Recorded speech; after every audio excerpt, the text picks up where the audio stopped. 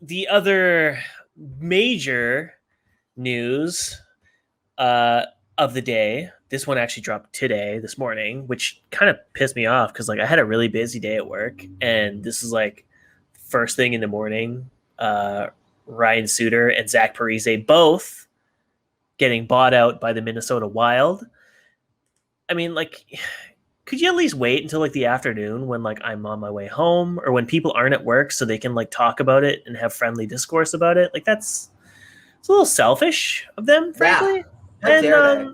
this was obviously a big story because Ryan Suter and Zach Parise were obviously signed back in 2012 to matching massive, colossal contracts so large that they kickstarted a lockout because of those damn greedy players and their damn filthy contract demands. And here they are, was it 7 or 9 years later, 9 years into their 13-year contracts, that they're getting bought out together, which is very sweet, very cute. It's very, very beautiful in that way. So Minnesota gets $10 million in cap relief in the first year of this buyout. But the second, third, and fourth years, then things get a little dicey. So the third year, or the second year, I think they get $2 million in cap relief. But in year 3, Zach Parise and Ryan Suter will account for 15% of the team's cap in buyout. And then in year 4, they'll accumulate 18% of the cap in just dead space, which and to remember, most people, the cap is supposed to stay flat for the next 5 years, according to the NHL. So they're not getting any relief in that regard, right? Because before this season, they had estimated that the cap for the NHL is probably going to be stuck at $81.5 million for the next 5 seasons, barring, some kind of monumental return to business by the NHL and all that stuff. But tentatively, we're not expecting the $81.5 million to go up until at least 2023 or 2024. So the Minnesota Wild have to basically have their contention window right now, this upcoming season, and possibly the year after that, but then navigate a year in which players like Matt Dumba and quite a few of their ELC players like Matt Boldy will be coming off of their first deals and need renegotiated contracts, which is going to be very pricey. It'll also be very impossible to do when 20% of your cap space is allocated to 2 players who are not playing for you anymore. And there's a lot of benefits to this deal, which we can get into. They free up 2 expansion draft spaces, so they can protect Matt Dumba, they can protect Jordan Greenway. They don't have to worry about losing like a key player. They also don't have to worry about the risk of trading either guy and having them retire, because they were one of the few teams that faced the risk of a massive recapture penalty. Mm-hmm. They can re-sign Kirill Kaprizov to this season to like a pretty decent deal if they really wanted to, probably like some kind of bridge or whatever. Mm-hmm. But that year 3 and year 4, depending on how the next 2 seasons go for the Wild, could be incredibly ugly. Because if they screw up the next 2 years and they don't compete at playoffs, they regress or, are a bottom feeder. Now suddenly you're looking at, instead of, 2 years of contention and 3 years of, very careful cap maneuvering, you're looking at probably 5 years straight of just a rebuild, basically. That's a big risk for a team like Minnesota, who up until this season were known as the boring team of the league. They finally became not boring. And don't get me wrong, Bill Guerin doing this move is very not boring and very exciting. It's fun. It's very fun. I like the Wild now. It is a very, it's a very high risk, high reward maneuver that could either pay off pretty well in the short term and pretty in the long term, or it can just be a complete disaster. So your thoughts on either the deal or the players, or just, this entire deal, your reaction to it?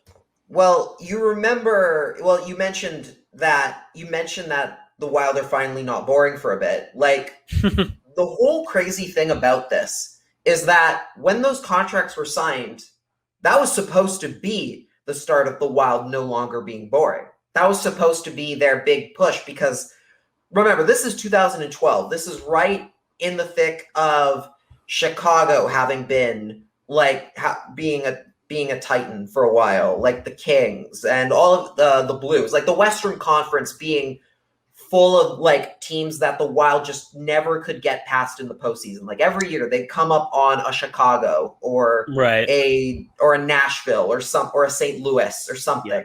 Somebody was always just like, they were always good enough to get in and just never good enough to win, to get past like round 1 or 2.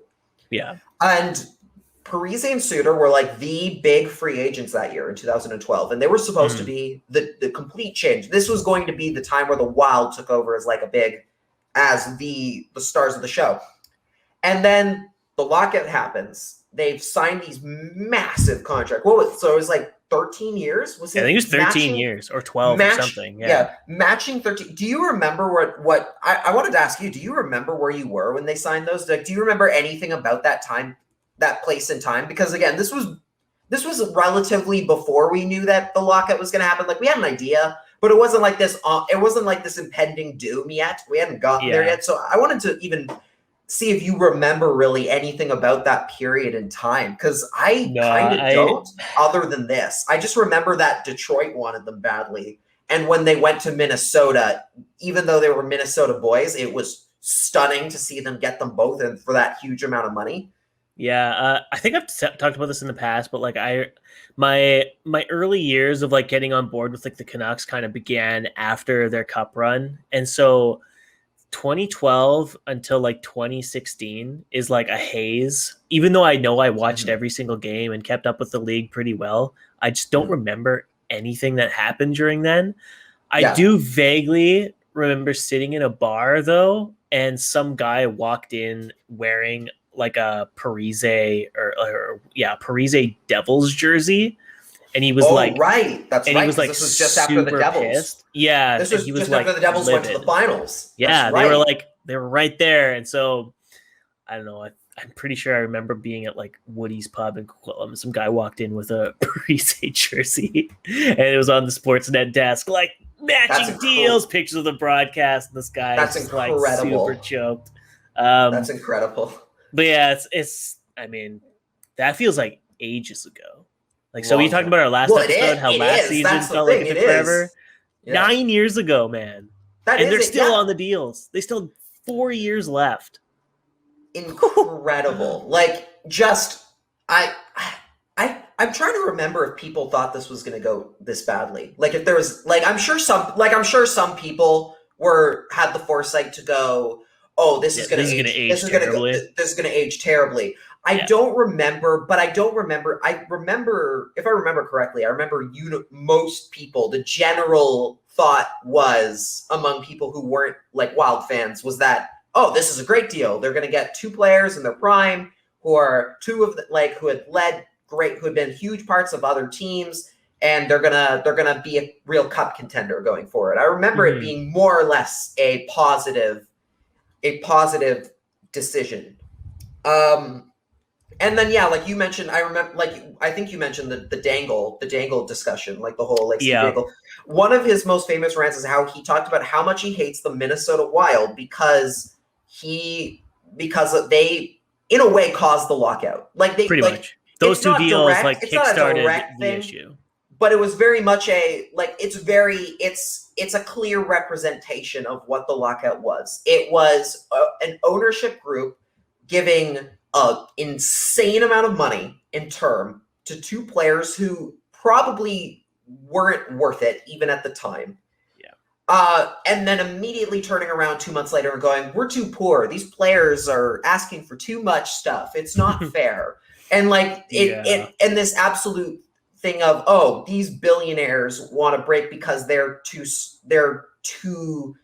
trigger happy and too willing to open their own prisons. They need to be saved from themselves. So they're going to take the players' money instead. And by proxy, fans don't get to see games because of that. This whole argument, fans don't get to see games. People lose jobs. Like people in broadcasting and media lose jobs. Like everything. It just snowballs. Yeah. Like bars lose money because they're not getting the revenue that they normally would from having games to show on their TVs and spend those on like massive sports packages in their places of business. Merchandise isn't selling. Like the snowball effect of what happened when that lockout hit is clear and obvious, and a lot of it very much gets centers around those two big contracts and them being synonymous with why this was such a terrible thing, why it was so bad.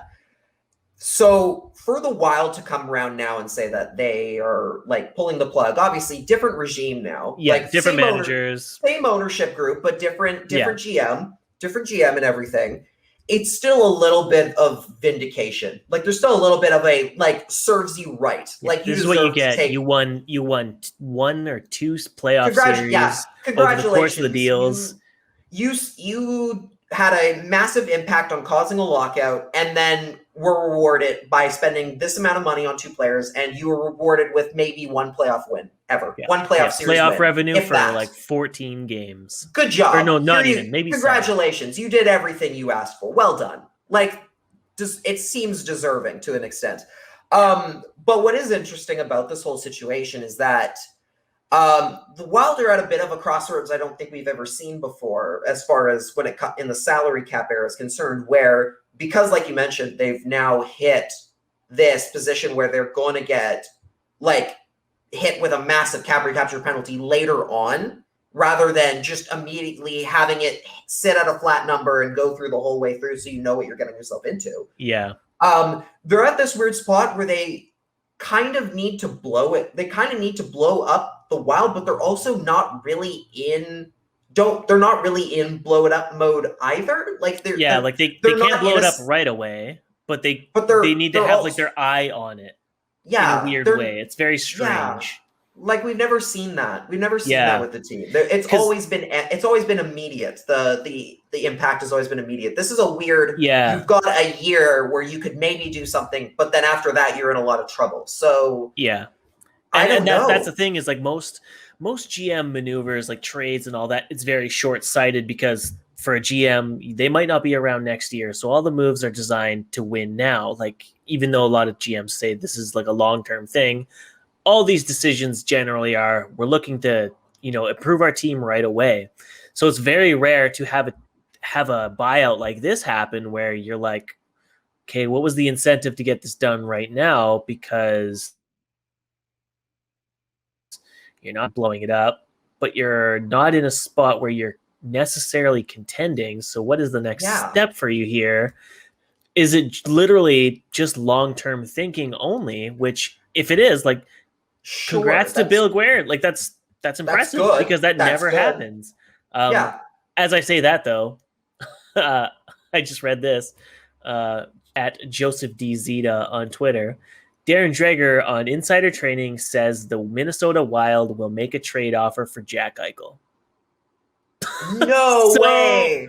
What? Well, maybe it's not. It's a bit of both. It's a bit of short term, bit of long term. But if they're going for Eichel, then did I not say that Kaprizov for Eichel was going to be a thing? Did you and I not have this? You literally just said joke. Like you said that this episode like 15, 20 minutes ago. Not even. Did I? I don't think so. That's like literally 15, 20 minutes ago.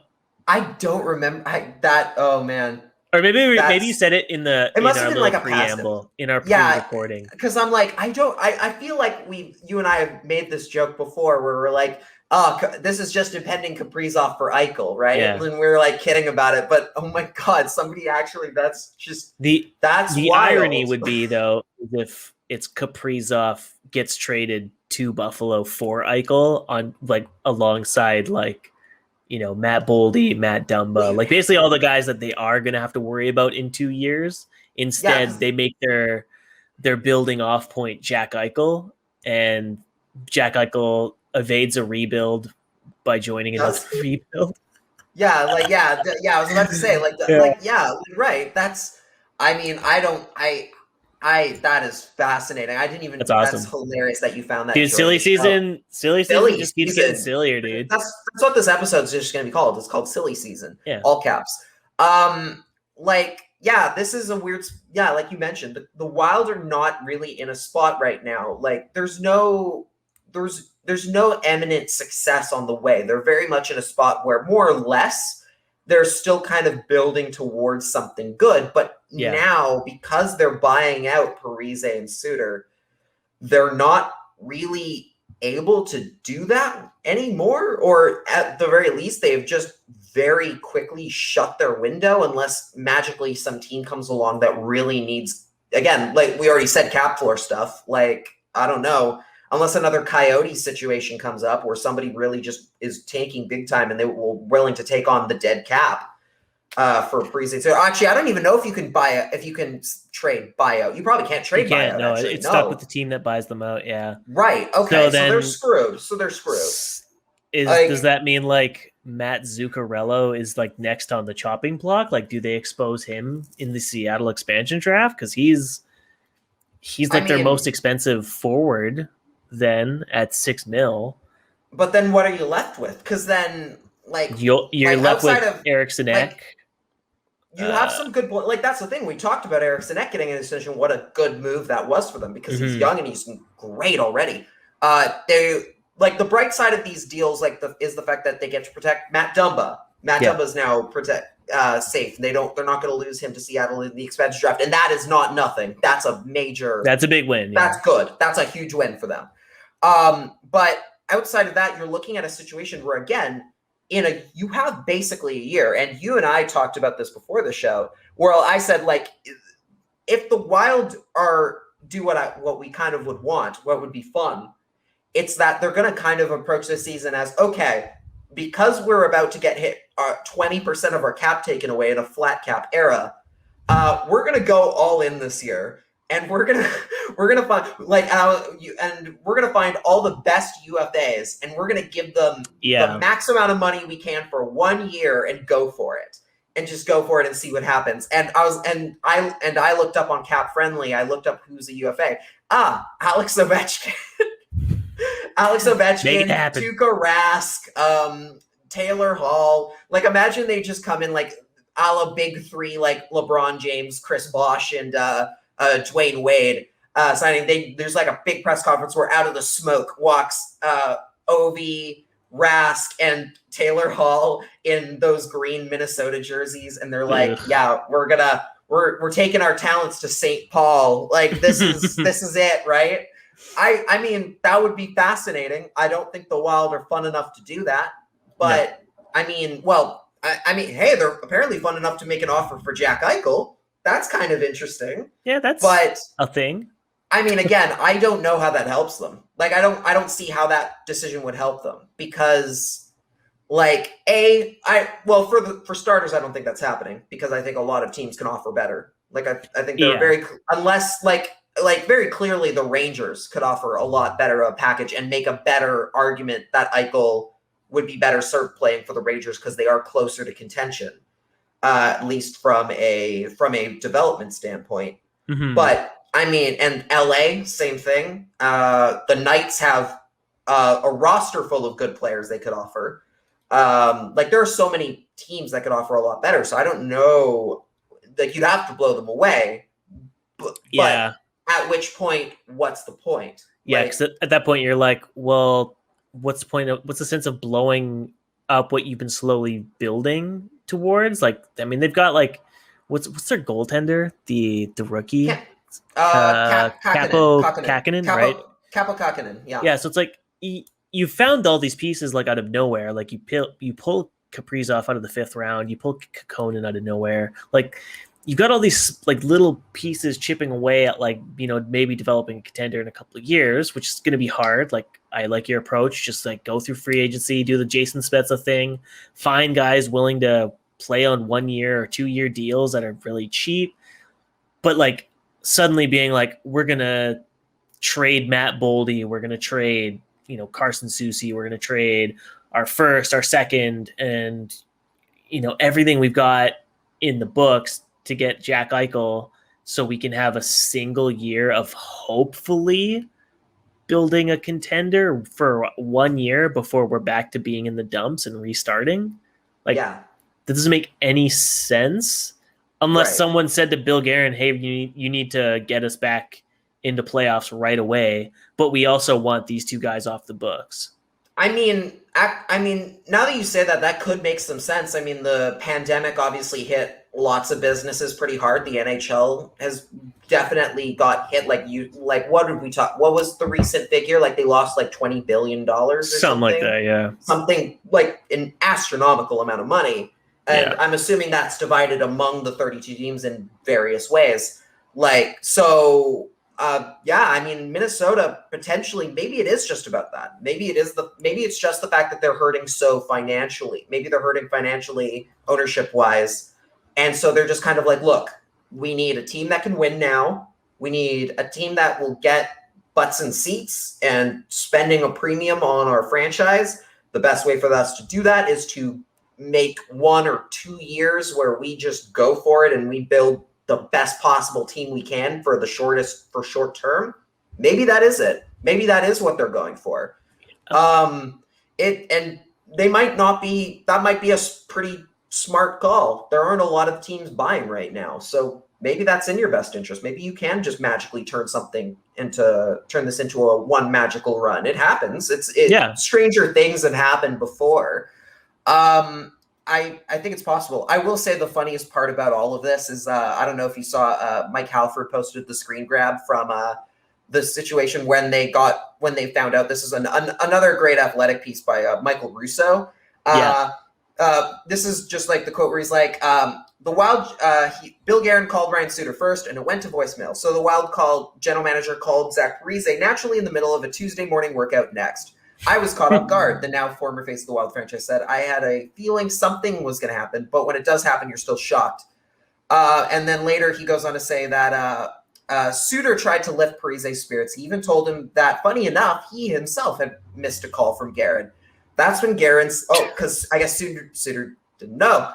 Yeah. Suter, that's when Guerin suddenly called again. The veteran defenseman answered and was blindsided with the exact same news that he, too, was being bought out of the final 4 years of his contract.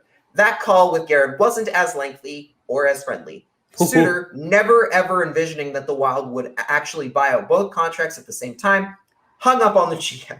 Yeah, hung up on Guerin. I heard that on the radio today. They were like, apparently I just, spent most of this time praising Minnesota for maybe thinking long term, but apparently Bill Guerin didn't even ask either Parise or Suter if they were willing to even waive their NMCs to go to Seattle.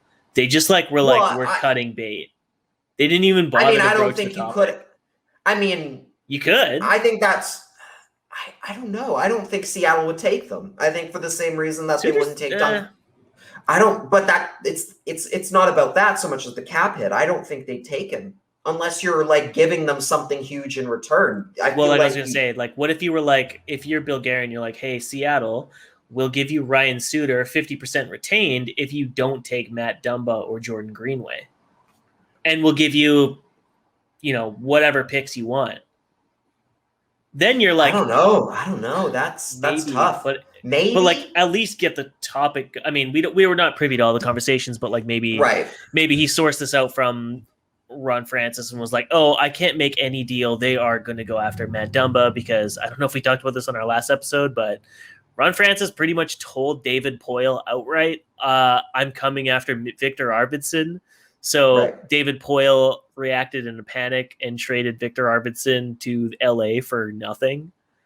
He got something, which was better than nothing. He got something on it instead of nothing. But in the sense, a second round pick, 2 lottery picks for a top line winger sucks if you're David Poile. But also it raised my eyebrows because I was like, you're really not going to protect Victor Arvidsson at the expansion draft? Are you insane? They probably have. Well, that's probably the thing. They probably have They might have other pieces warranting protection or that they have to protect and they can't get rid of. So they might have just had to go, well, we're going to lose him. We might as well get something for him rather than nothing. Sure. I don't know, man. I'm looking at their list and it's really? This is who you'd be protecting? Maybe it's possible. I think with the Wild, I don't really think they could have. Like, I don't think there was any way in hell Seattle was going to take either of those players because of how much that cap was going to, the massive amount of money they're going to have to pay them.